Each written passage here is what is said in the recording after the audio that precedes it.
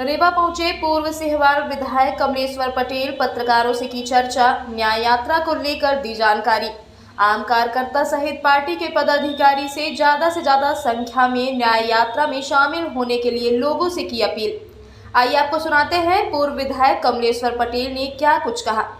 पूरा देखने के लिए जय न्यूज को सब्सक्राइब करें, साथ ही घंटी का बटन दबाना ना भूलें। धन्यवाद। क्या आम जनता से अपील करेंगे?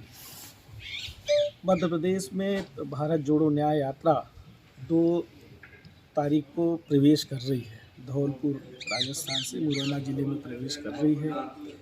ये यात्रा 6 तारीख तक मध्य प्रदेश में रहेगी।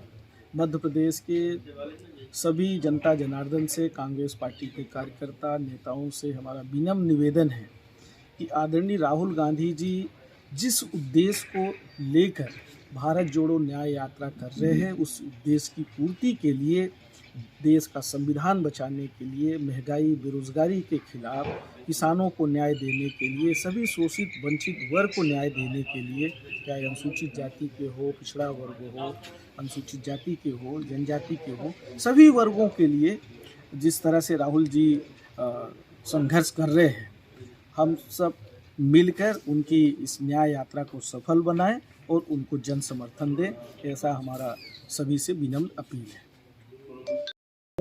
देखिए, ये पार्टी तय करती है कि किसको कहां से चुनाव लड़ाना है, किसकी कहां आवश्यकता है। पार्टी जो भी निर्देश करेगी, हम लोग पार्टी कांग्रेस पार्टी के सिपाही है और कांग्रेस पार्टी के हमारे जो वरिष्ठ नेता हैं, स्क्रीनिंग कमेटी है, सेंट्रल स्क्रीनिंग कमेटी है, वहां तय होता है कि किस प्रत्याशी को, किस व्यक्ति को कौन सी सीट से लड़ाना है। तो वो पार्टी तय करती है। जो भी पार्टी का निर्णय होगा, हम सारे लोग मिलकर लड़ेंगे। कमलनाथ जी और नकुलनाथ जी को लेकर भी काफी चर्चा में रही। बीजेपी ने भी काफी आमंत्रण दिए और चीजें आने जाने के लिए लगी रही, खबरें बनी रही। आप कैसे? देखिए, ये तो बीजेपी द्वारा प्रायोजित था पूरी तरह से, और उनकी छवि को खराब करने का प्रयास था। जिस तरह से मीडिया में बिना किसी विषय के भी इतना लगातार चलाया गया, दुष्प्रचारित किया गया उनको लेके। कमलनाथ जी कांग्रेस पार्टी के बहुत वरिष्ठ नेता हैं।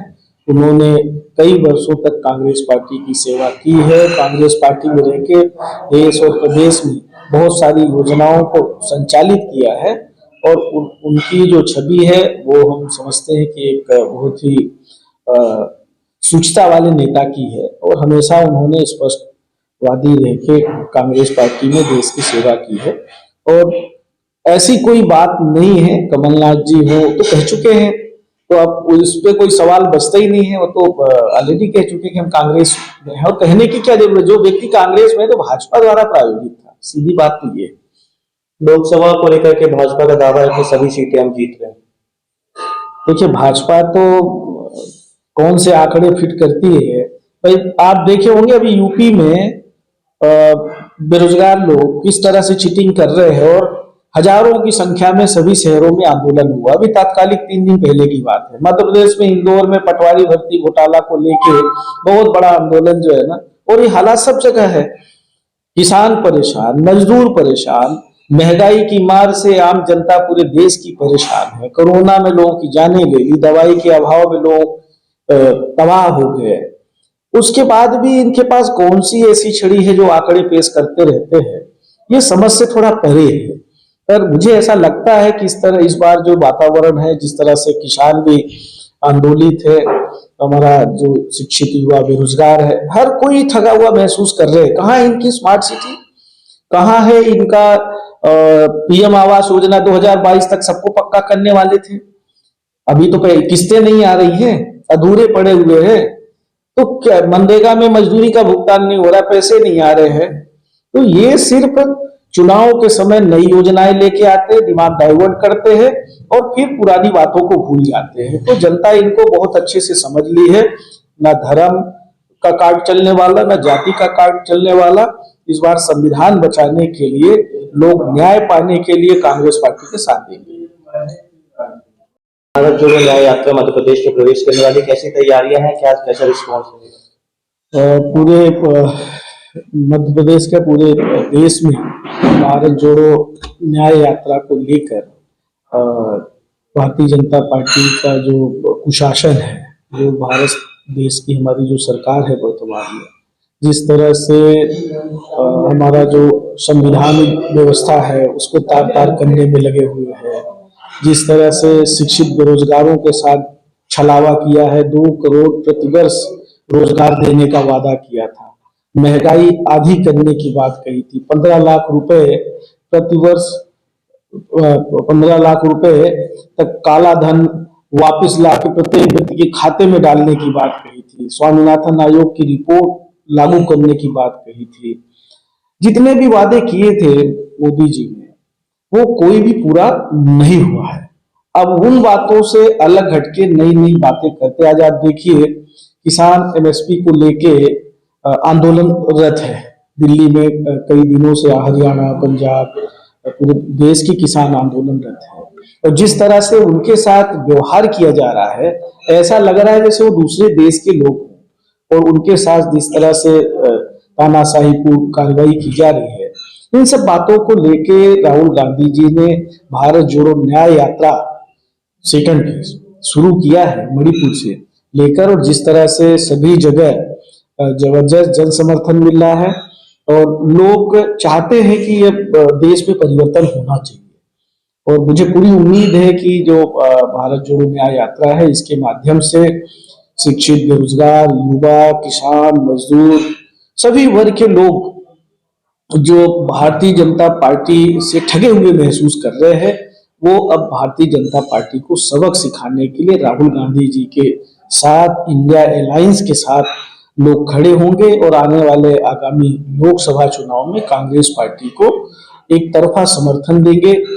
और मध्य प्रदेश में 2 तारीख को भारत जोड़ो न्याय यात्रा प्रवेश करेगी, उसका गर्मजोशी से प्रदेश की जनता स्वागत करेगी। 6 दिन का प्रवास मध्य प्रदेश में आदरणीय राहुल गांधी जी का रहेगा।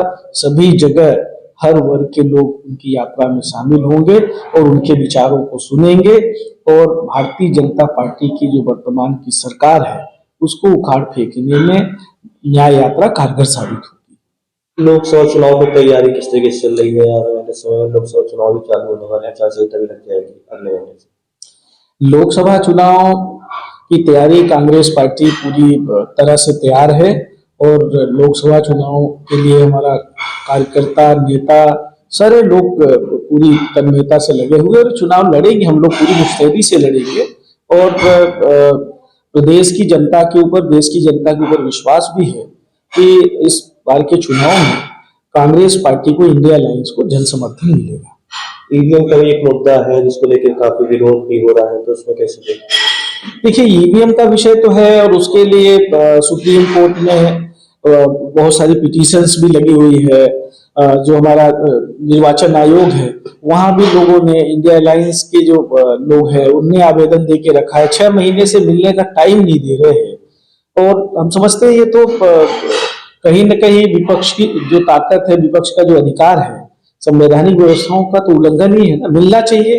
अगर कोई अपनी बात कहना चाहता है, किसी को शंका है, तो जो निष्पक्ष आयोग है, संवैधानिक संस्थाएं हैं, उनको बात सुननी चाहिए और संज्ञान में लेना चाहिए, और कहीं कोई कमी है तो उसमें सुधार करना चाहिए। जो जहां से ईवीएम की शुरुआत हुई थी, उन देशों ने अगर प्रतिबंध लगा दिया है, तो भारत देश में क्यों नहीं, यहां भी लगना चाहिए।